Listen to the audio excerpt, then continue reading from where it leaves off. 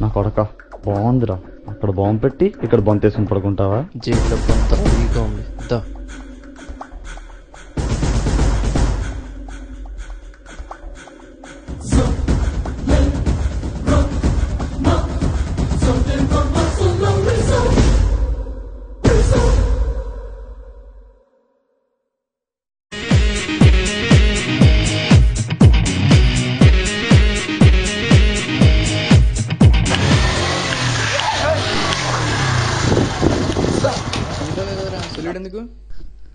Sir ఈ uniform లేక చాలా ఇబ్బంది అయిపోతుంది సార్.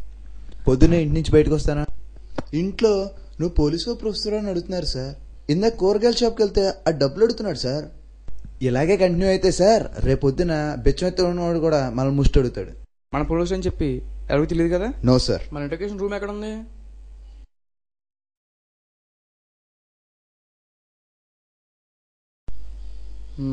నీకు ఇల్లు చెప్తే ఇంకేం దొరకలేదా సార్? ఇది దొరకడం చాలా కష్టం. పైగా ఈ రూమోడికి రికార్డ్ రాసి పెడతానంటేనే కానీ నాకు ఇవ్వలేదు ఈ రూము. ఇక్కడికి గన్స్ గాని తీసుకొచ్చారా?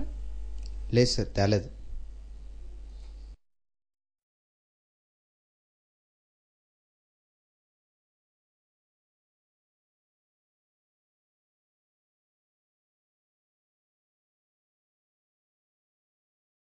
ఏమన్నా చెప్పాడా? ఏం చెప్పలేదు. ఈ చేత నిజంగా చెప్పించాలో నాకు తెలుసు. మీరు బయటికి వెళ్ళండి, ఈ సంగతి నేను చూసుకుంటాను. నీకు 3rd డిగ్రీ కరెక్టరా?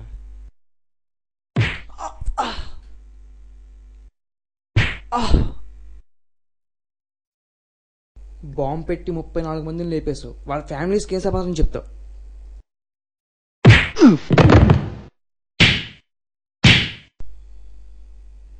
నీలాంటి దేశద్రోహుల మూలంగానే రోజుకి కొన్ని వేల మంది చచ్చిపోతున్నారు. నేను దేశద్రోహిని కాను, నేను దేశద్రోహిని కాను. మరెవరు నువ్వు? చెప్తాను సార్, నేను మీకులా సాధారణ మనిషిని. నేను ఆ అమ్మాయిని ప్రేమించాను. అమ్మాయి అంటే నా ప్రాణం. కానీ ఆ అమ్మాయికి చూపు లేదు. అనుకోకుండా ఒకరోజు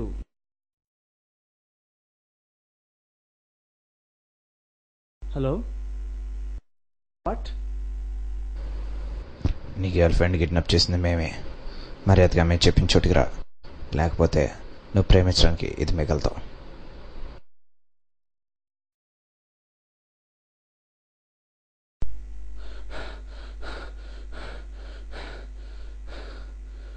ఎవరా మీరు? మూసుకొని మేము చెప్పినట్టు చేయి. ఖర్చు కట్టరా.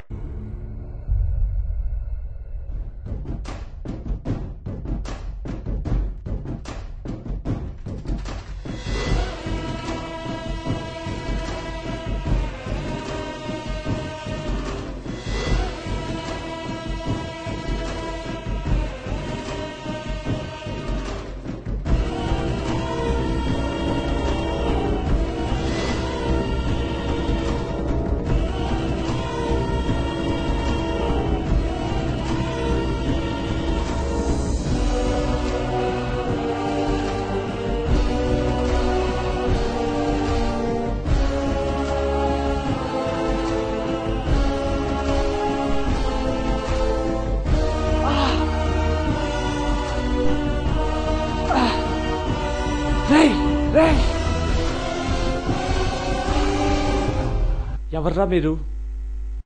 గూగుల్ చాట్లో బాంబు పెట్టింది మేమే, రేపు స్టేడియంలో బాంబు పెట్టబోయేది మేమే, కానీ ఆ పని నీ చేత చేయిస్తాం. నా చేత నా దేశాన్ని నాశనం చేయిస్తారా? ఏవుతున్నా మీ దేశంలో ప్రాంతం కోసం సొంత రాష్ట్రంలోనే గొడవ, నీళ్ళ కోసం రాష్ట్రానికి మధ్య గొడవ, ఇంకేమంటారా మీ దేశంలో? ఇప్పుడు నీ లవర్ని కాపాడుకోవడానికి స్టేడియంలో బాంబు పెడతావా లేదా? ఒక్క మాట చెప్పు, నువ్వు 10 నిమిషాలు ఆలోచించుకో.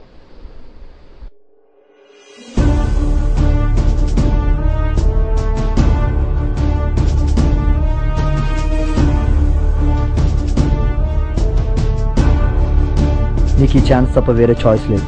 ఇప్పుడు నువ్వు ఈ పని చేయకపోతే నిన్ను నీ లవర్ని ఇద్దరిని చంపేస్తాను. ఆ తర్వాత నీలాంటి వాడిని ఇంకొకరిని తెస్తాం.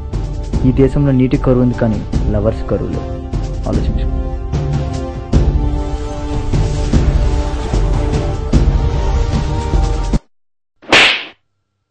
ఒక్క అమ్మాయి గురించి 34 మందిని చంపేస్తావా?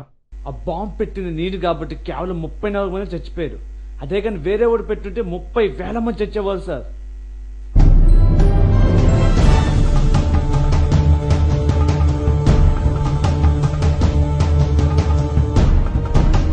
ఆ సంగతి నేను చూసుకుంటా, మీరు రిలాక్స్ అవ్వండి.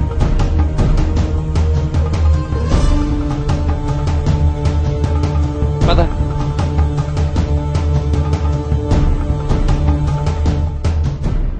నేను వదిలేసాను, పో.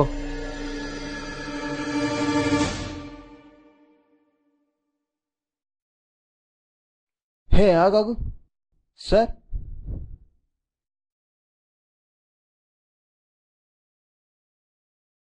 సార్ ఏంటి సార్ ఇది?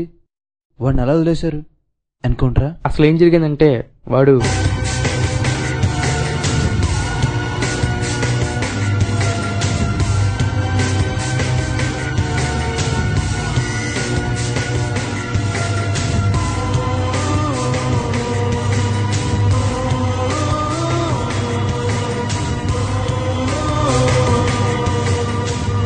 నా ఎక్స్పెక్టేషన్ కరెక్ట్ అయితే ఇప్పుడు వాడు దాని దగ్గరికి వెళ్తాడు. వాడిని ఫాలో అయితే మనల్ని డైరెక్షన్ పట్టుకోవచ్చు. పద.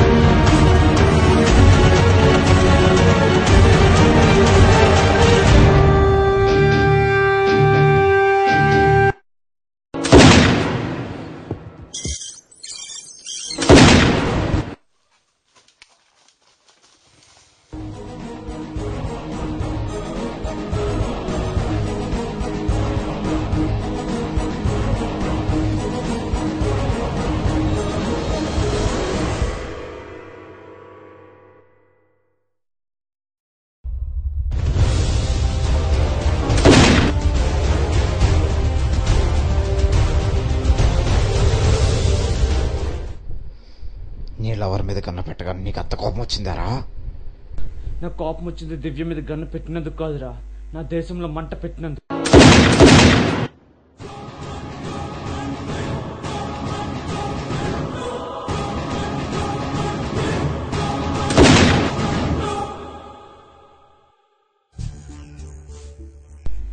ముప్పై 4 మంది చావుకి సమాధానం అడిగారు కదా, నా చావే దానికి సమాధానం. నాకు చిన్న సహాయం చేస్తారా? నా ప్రేమకు ప్రతిరూపంగా నా కళ్యాణ దివ్యకి పెట్టండి.